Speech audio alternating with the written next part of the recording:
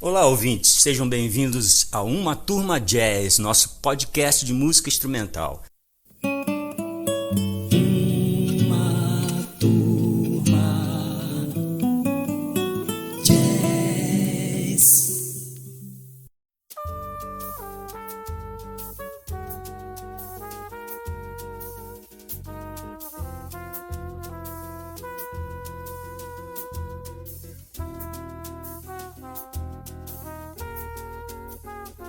Hoje nosso convidado é o professor, músico, trompetista Clesley Bueno.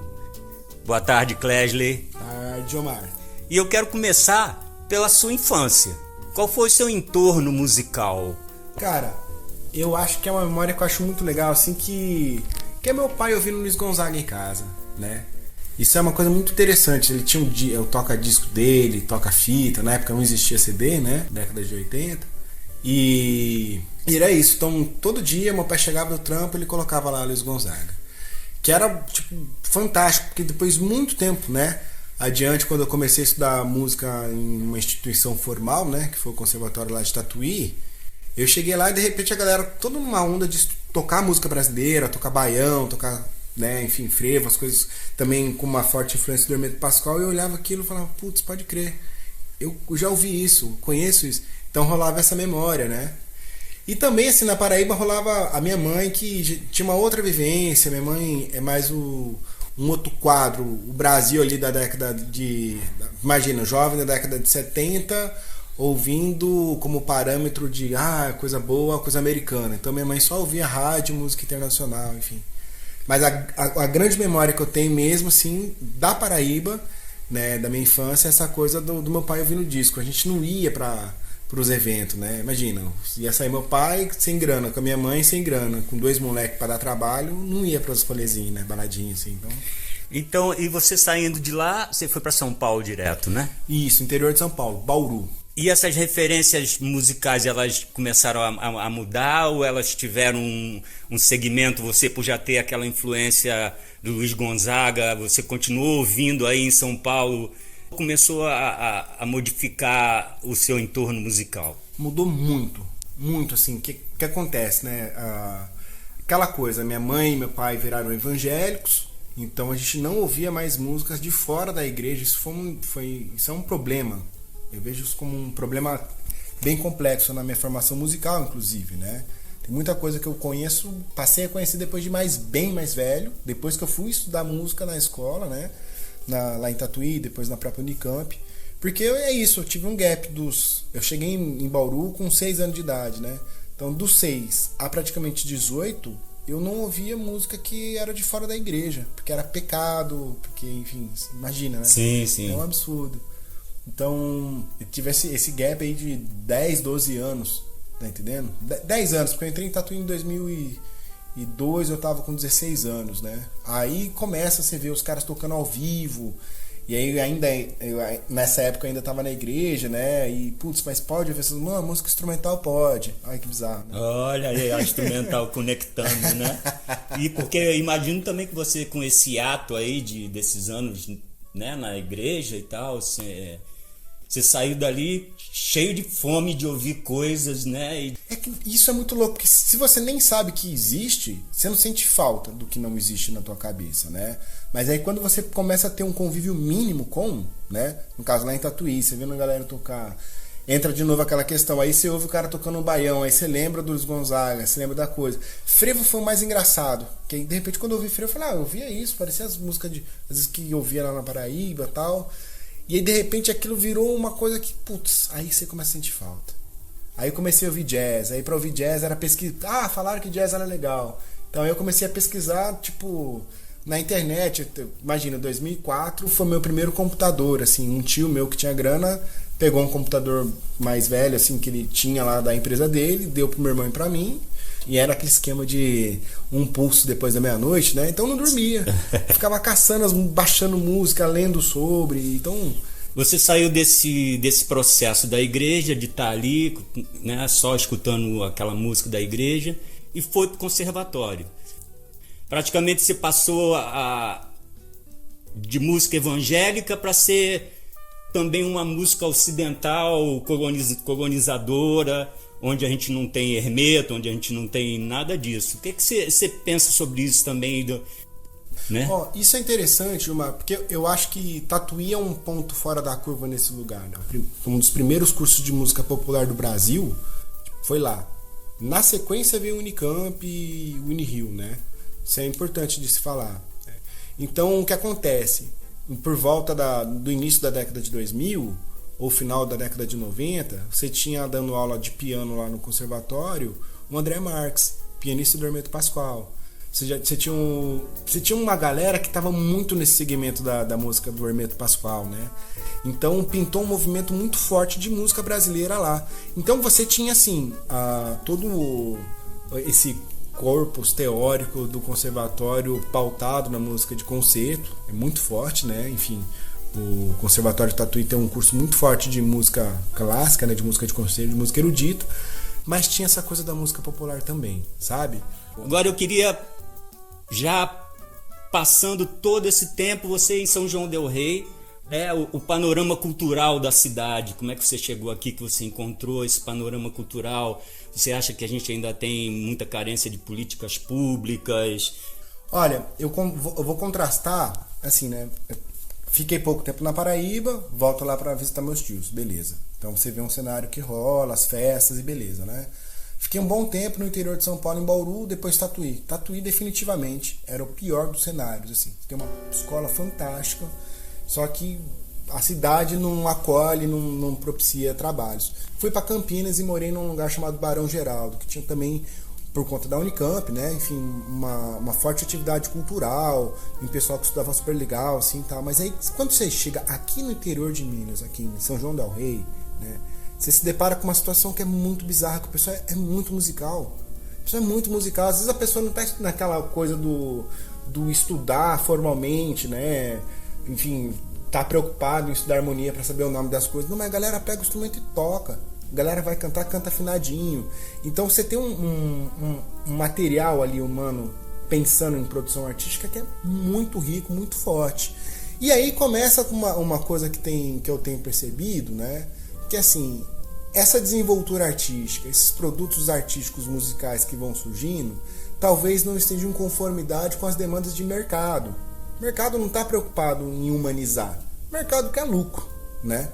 E a arte, música enquanto produção humana, ela tem essa potência, né? De nos ajudar a se transformar em seres humanos, nos humanizar, enfim, todas as implicações que isso acomete, né? Então o que acontece que é interessante? Tem existido, de uns tempos para cá, as coisas das leis de incentivo, né? Lei Paulo Gustavo, Lei Aldir Blanc, que começa na pandemia, né? As duas. Aí você tem Lei Rouanet, muito bom, muito, né, importante. Só que eu sinto falta de uma outra coisa ainda, que assim, as leis de incentivos, elas são sazonais. Elas abrem um edital, tal, aí você se inscreve no edital, passou, você vai ter aquela grana ali por aquele tempinho, tal. Fechou o edital, abriu outro, você não passou? Como que você vai pagar as contas? Percebe? Para a pessoa que quer viver, né, quer ter o direito de viver da própria arte tocando, fica complicado, porque não dá para depender só do cachê do bar.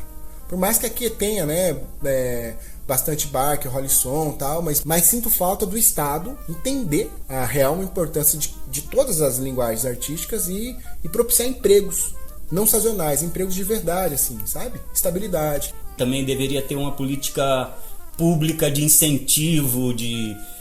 Se a gente olha para o Brasil, assim, né, eu vou dar um exemplo pessoal, né?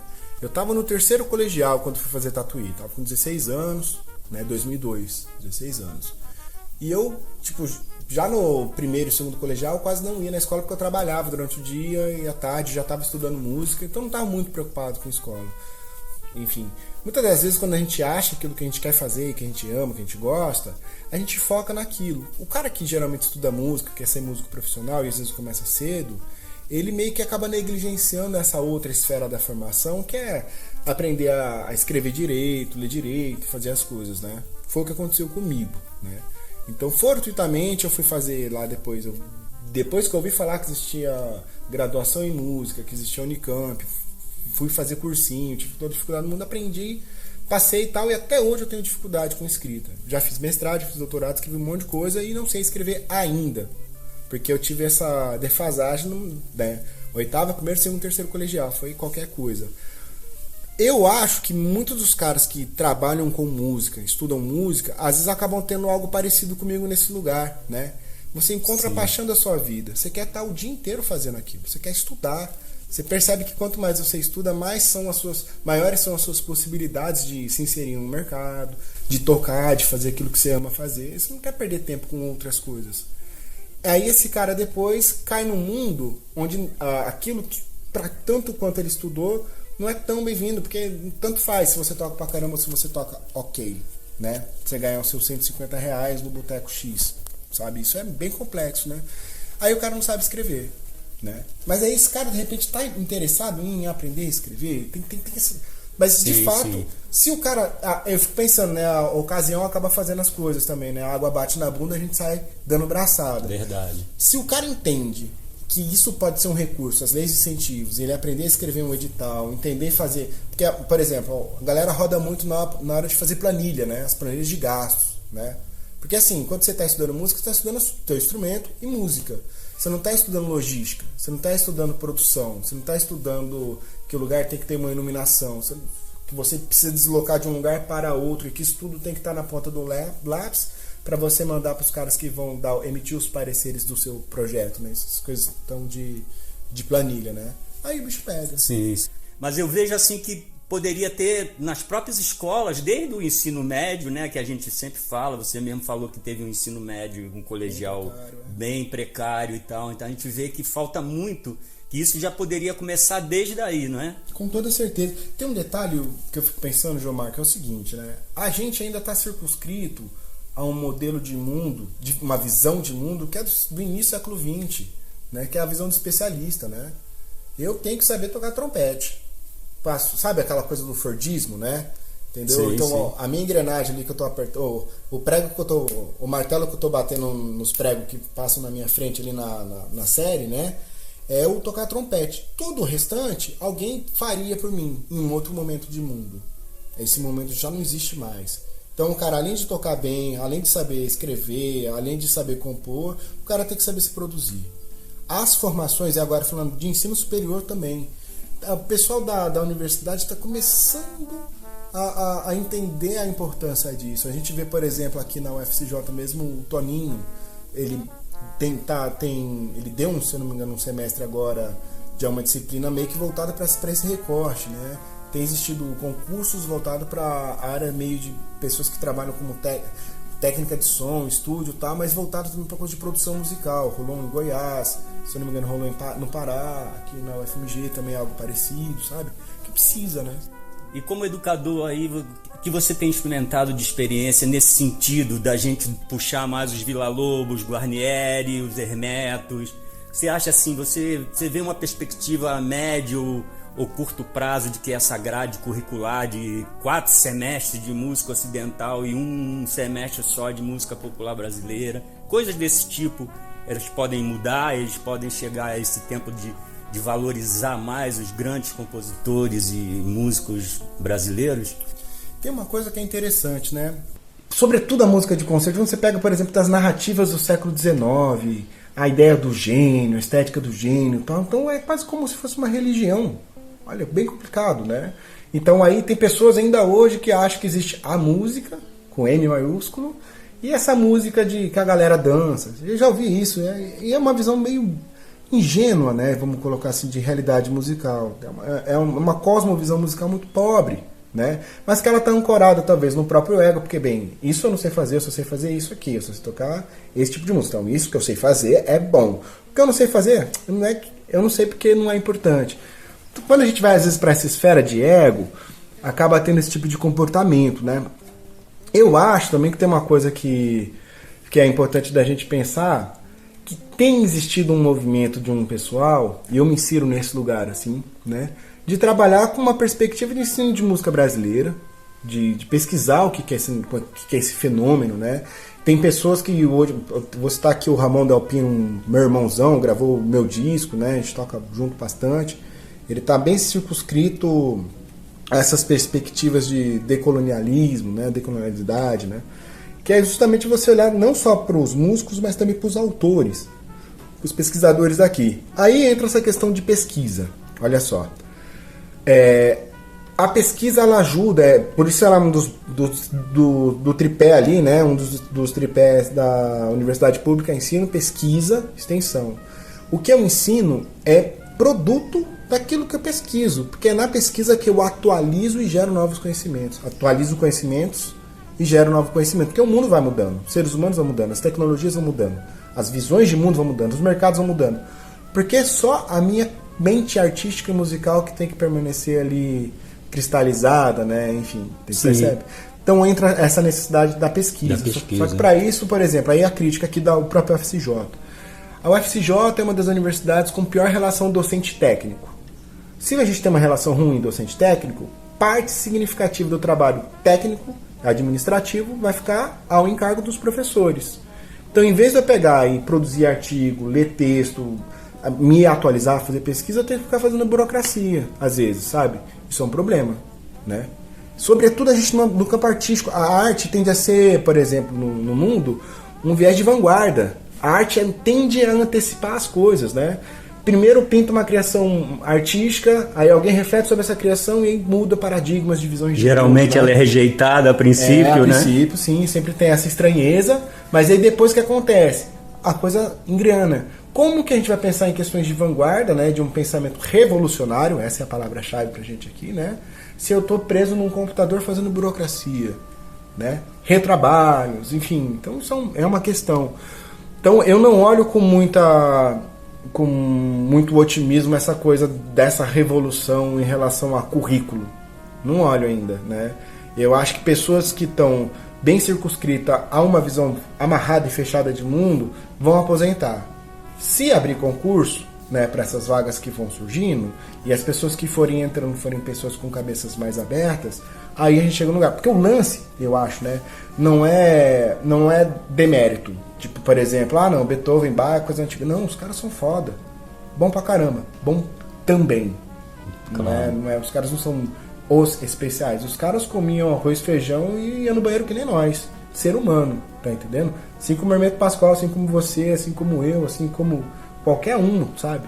Produção humana. Então o que tem que ser valorizado não é o ego de X ou Y, porque compositor e não sei o que, com apagamentos históricos, né? Enfim. E uma coisa importante, assim, no seu dia a dia como educador, que tipo de ações práticas você implementa para tentar aproximar mais o discente dessa realidade brasileira, dessa música brasileira que existe, que isso pode ser, assim, que ações práticas você, que passa um pouco ao lado, às vezes até do currículo, da grade, né, mas você procura implementar ações nesse tipo de aproximação? Meu concurso aqui é para trompete. Então, se eu chegar aqui e dar aula de trompete e as coisas que tangenciam trompete, tipo didática do ensino de trompete, eu já estou fazendo para o que eu sou pago, né? Já estou cumprindo a minha função. Mas eu não dou conta. É assim, eu sou um cara apaixonado por música popular e por música brasileira, né? Então, o que eu fiz? Lembra que eu falei que pesquisa nos mune de informações para que depois, a partir disso, a gente reflita sobre e aí ensine? O meu doutorado é todo sobre música brasileira, né? Meu doutorado, eu pesquisei gêneros musicais das 5 regiões do país.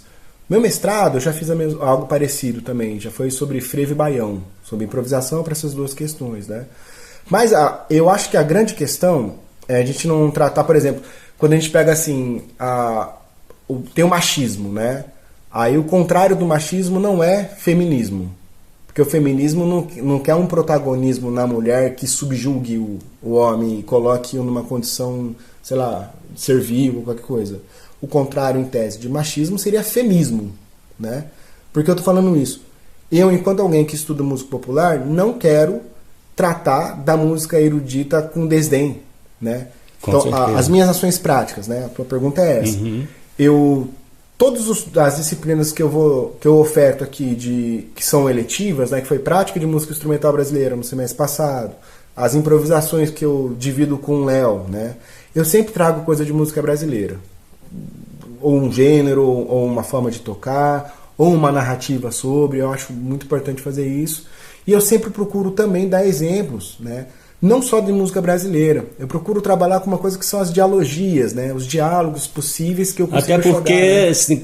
já te interrompendo, até porque essa diversidade está muito presente hoje em dia, né? Os músicos europeus, americanos, estão todos tocando música brasileira e vice-versa, né? Assim, uma coisa que na música instrumental já não tem muito mais essa barreira, né? Não tem. Ela já Foi diluída. com Hermeto, com toda a galera que projetou essa música instrumental brasileira no mundo, já fez a coisa, acho que já está bem diversificada, né? Porque é tudo som, né, gente? O que vai mudar é um jeito de tocar, né? Você tem tríade, tétrade nos dois. Você tem colchê e semicolchê nos dois. É o jeitinho que toca, né? Esse que é o... Essa eu gosto da ideia de agregar coisas. Agregar, eu não gosto da ideia de falar, esse que eu faço, que eu sei fazer é muito bom. O que eu não faço é ruim. Isso eu não vou fazer, na minha cabeça não cabe. Não cabe, né? Não, é importante, muito importante. Se a gente pega a coisa da música brasileira mesmo, eu li um artigo da Marta Ulloa, cara, que é bem legal, assim, ela coloca de forma bem conjectural, ela não tá afirmando ou defendendo, mas ela fala, pessoas falam que parte significativa da herança que temos da música de concerto europeia está no trato harmônico, né? Música tonal, beleza. Parte significativa dessa influência que temos da África está muito presente nas questões rítmicas, né? Nas polirritmias, enfim, que são patentes da música brasileira. Mas pouco se fala do que seria a contribuição dos povos originários daqui, né? Sim, dos indígenas, né? E ela fala dessa coisa da... Talvez possa ser possível inferir, né, ou refletir sobre essa coisa desse caráter acolhedor, né, que os povos originários tiveram, né, com os europeus, né, de você pegar e agregar, né. Talvez o que seja especial na nossa música brasileira está nesse lugar, que a gente não pode virar as costas para isso. Com certeza. A gente agrega, a coisa da antropofagia, né, a gente torna próprio aquilo que vem de fora. Isso é interessante, né? Claro, com toda essa diversidade, né? Bem... E a gente já vai caminhando para o final, esse papo está sendo muito bom. E eu queria falar agora um último assunto, que é sobre o mercado de trabalho. Você tem tocado por aqui, como é que você está vendo as gigs, como é que está o movimento de tocar mesmo, assim? Os projetos, o que é que você está tocando agora? Eu fiz uma escolha quando eu passei nesse concurso aqui, faz 1 ano só que eu tô aqui, né? Que foi assim, eu só toco hoje coisas que eu gosto. Então, por exemplo, eu tô fora do mercado. A minha relação com música agora não é tocando que eu vou ganhar dinheiro. Eu ganho dinheiro dando aula na universidade, né? Lógico, tem projetos que eu vou criar, projetos que eu faço parte por Orquestra Paulista de Choro. A gente fez o Instrumental Sesc Brasil no ano passado, esse ano tocamos no Sesc Belenzinho. Então vira e mexe eu vou gravando coisas com pessoas, trabalhos que eu acho bonito, que eu gosto, eu vou e toco, vou tocando lá onde a galera me chama, mas aqui mesmo o que eu tenho feito é mais na canja. Ou criar espaços ali para fazer som e chamar pessoas para tocar, sabe? Hoje a minha relação com música, sobretudo instrumental, eu tô querendo criar um projeto de extensão, inclusive, né? Voltado para essa prática de música instrumental, jazz e música brasileira, que é uma coisa que eu sinto falta aqui, né? Sim. Você faz lá de sexta e sábado no Maria Bonita, né? Sim. Música instrumental, jazz, assim. São João del Rei tem um movimento muito forte de choro, então toda quarta tem chorinho, todo sábado tem chorinho, domingo tem na Taberna do Omar, então quarta e sábado eu costumo tentar ir dar umas canjas, não é sempre que eu consigo tocar, né? Enfim, mas tem essa coisa. Mas eu sinto falta, mais uma vez, né, de realmente trabalhos aqui no mercado que não deixa o músico desamparado, sabe? O aluguel não é 150 conto, tá entendendo? Então se você vai numa gig pra tocar lá, você não vai tocar 4 vezes por semana. Não tem essa, às vezes... Tem muito músico aqui, né? Aqui é uma cidade muito musical. Muita gente. Então tem que ter mais espaço e aí... Isso tocando nesse assunto, também seria certo dizer que os músicos poderiam estar mais organizados, mais juntos, sendo uma cidade tão musical com tantos músicos, né? Você acha que pode surgir um movimento de união para poder até encarar todos esses conflitos, cachês baixos, más condições de trabalho, tem uma viabilidade de conseguir um movimento nesse sentido? porque é importante, né? Impacta diretamente no trabalho, né? Nesse ponto a classe sempre foi muito desamparada e muito desorganizada, né? Ó, você usou a palavra-chave, né? Que é classe. Tem que entender que é uma classe artística, mas é uma classe de músicos que, se fica se sujeitando a quaisquer coisas, a qualidade de vida piora. Tá entendendo? Você vai tocar muito mais, vai ficar doente mais cedo, ganhando mal. Não faz sentido. Tinha que ter uma união mesmo. Esses dias eu tava com o Marcos Filho, a gente foi tomar uma cerveja, comer um torresmo lá no Matozinhos, tava lá bom assim. E aí nisso eu tava falando com ele sobre isso. O Marcos é um cara antenado nas coisas, né? Então eu tava conversando, porque eu quero entender melhor as coisas também para entender qual pode ser o meu escopo de atuação aqui, né? Pra tentar ajudar também nos movimentos, enfim, né? Ele me falou que teve uma época que existiu isso aqui, sabe? Criaram um grupo, a galera se organizava, mas aí começou patifaria, sabe? Aí alguém começou a aproveitar ali uma situação e sempre se colocava para tocar nos melhores lugares, que tinham os melhores horários, com os melhores cachê, e aí começou uma coisa que... Então é difícil. A coisa da organização é muito complexa. É muito complexa. Enquanto a pessoa não entende um pensamento de classe, essa é a palavra-chave. A gente vive uma sociedade e está cada vez mais, né, caminhando para essa coisa de um neoliberalismo que aponta para uma individualidade. Existe um culto ao ego, sabe? E existe aquela coisa da meritocracia que se fala, não sei o quê. Você é o cara, se você fizer... E isso é tudo balela. A não ser que você seja herdeiro, profissão herdeira, aí tudo bem, aí você pode acreditar nisso, né? Mas aí numa dessas que acontece, se o pessoal que vive de música, que vive de tocar, não entender, e digo mais, e isso não deveria ser um movimento voltado apenas para a questão de negociar com o dono de bar, não. Tem que ir nas cabeças. Quem vai bancar um cachê interessante para você fazer algo que é digno, de forma pensando em produto artístico, isso tinha que ser Estado. Está na Constituição que o Estado provê as condições mínimas para o ser humano se formar enquanto ser humano. A gente, né, quando você vai estudar os âmbitos de formação humana, de educação, você entende que você não nasce ainda ser humano. Humanizar-se é um processo social cultural. Né? A arte e música está nesse lugar. Se o Estado não incentivar, se os artistas não se unirem e não cobrar dos representantes, né, dos políticos, condições não sazonais, mas efetivas para a própria subsistência, é foda. Mas precisa, verdade. Né? Gente, eu conversei aqui com Cléslie Bueno, professor, músico, que bateu um papo com a gente sobre sua vida, sobre sua carreira, seus projetos. E aqui, como a gente sempre faz no podcast, a gente vai pedir uma dica de cultura. Um pensamento, um livro, um filme, um show, qualquer coisa que você achar legal para os nossos ouvintes. Nossa, aí essa foi pega de surpresa. Tem tanta coisa boa nesse mundo, gente. Mas ó... Pode ser mais de uma. Eu vou falar de música, né? A gente falou muito do Hermeto Pascoal. Tem uma música do Hermeto que eu acho muito legal. Tem algumas, né? Mas ó, se a gente pega, por exemplo, vou dar a ideia de um disco Brasil Universo. Manja esse disco? Começa com solo de piano ninho, tá, mas tem duas músicas, tem 3 músicas desse disco, na realidade todos, né? Mas Peixinho é uma música que vale muito a pena ouvir, ela é linda. Tem uma outra música que é Era Pra Ser e Não Foi, que é um baião super legal. Enfim, essas duas fica de dicas pra gente, assim, né? E de livros, cara, olha, eu acho que tem um livro que eu acho muito legal pra pensar toda uma questão artística aí, né? É o Sonho Sentido, do Wisnik. É bonito, é um livro bem poético. O Wisnik é professor da USP, então ele escreve muito bem, escreve bonito, né? E eu acho que é por aí. Legal, gente. Com essa dica do Cléslie, a gente vai se despedindo e até o próximo episódio da primeira temporada Uma Turma Jazz.